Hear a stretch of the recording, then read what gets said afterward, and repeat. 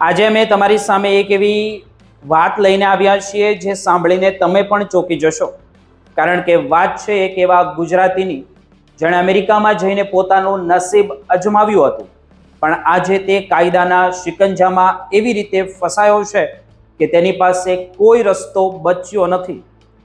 વાત જાણે એમ છે કે એક ભારતીય ઉદ્યોગપતિ જે છેલ્લા 16 વર્ષથી અમેરિકામાં રહી રહ્યો છે અને ત્યાં તેણે પોતાનો વ્યવસાય પણ જમાવ્યો છે.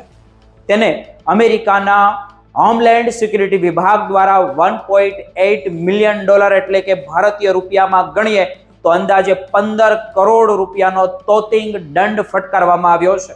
આ કંઈ નાનો દંડ ના ગણી શકાય. આ કોઈ સામાન્ય દંડ નથી, પણ એક આ એવી નોટિસ છે જેણે આખા ત્યાંના તે પરિવારને ભવિષ્ય પર પ્રશ્નાર્થ ચિહ્ન લગાવી દીધું છે કે આ વ્યક્તિ 2010માં મેક્સિકો બોર્ડરથી ગેરકાયદેસર રીતે અમેરિકામાં પ્રવેશ્યો હતો, જેને આપણે સાદી ભાષામાં ડંકી રૂટ કહીએ છીએ. તે સમયે તેની અટકાયત કરવામાં પણ આવી હતી અને 15 દિવસ જેલમાં તે રહ્યા પછી તેને સુનાવણી માટે મુક્ત કરવામાં આવ્યો હતો.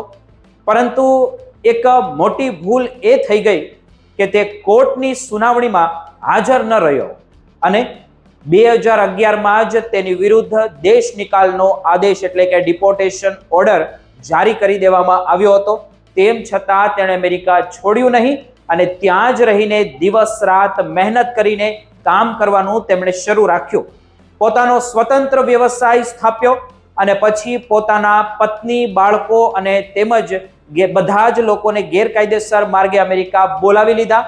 નવાઈની વાત તો એ છે કે થોડા સમય પહેલા તેણે કાયદેસર થવા માટે યુ વિઝા માટે અરજી પણ કરી હતી, જેમના કારણે અત્યારે તેની પાસે કાયદેસરની વર્ક પરમિટ અને સોશિયલ સિક્યુરિટી નંબર પણ છે. છતાં પણ ભૂતકાળના પાપો તેને આજે નડી રહ્યા છે. અમેરિકાના ઇમિગ્રેશન કાયદાની કલમ 274D મુજબ જોઈએ તો કોઈ પણ વ્યક્તિ દેશ નિકાલના ઓર્ડર પછી પણ દેશમાં રોકાઈ રહે તો તેને દરરોજના અંદાજે $1000 દંડ થઈ શકે છે અને 14 વર્ષના લાંબા સમયનો આ જે હિસાબ કરવામાં આવે તો આ રકમ 1.8 મિલિયન એટલે કે અદ્યતન 15 કરોડ રૂપિયા પર પહોંચી ગઈ છે. ઇતિહાસમાં કદાચ આ પહેલી વાર છે જ્યારે કોઈ ભારતીય નાગરિકને આટલો મોટો દંડ અમેરિકાની અંદર ફટકારવામાં આવ્યો હોય. ટ્રમ્પ વહીવટી તંત્રના સમય શરૂ થયેલી આ કડક કાર્યવાહી હવે ભારતીયો સુધી પણ પહોંચી છે અને નિષ્ણાંતોનું એવું માનવું છે કે સરકારનો અસલી હેતુ આ પૈસા વસૂલવાનો નથી, પણ લોકોને માનસિક રીતે તોડી નાખીને તેમને જાતે જ દેશ છોડવા મજબૂર કરવાનો છે. સરકાર હવે એક એવી ઓફર પણ લાવી રહ્યા છે કે જો તમે જાતે જ ભારત પરત જવાનું સ્વીકારો તો આ કરોડોનો દંડ માફ કરી દેવામાં આવશે અને ઉપરથી $2600 બોનસ અને પ્લેનની ટિકિટ મફત આપવામાં આવશે.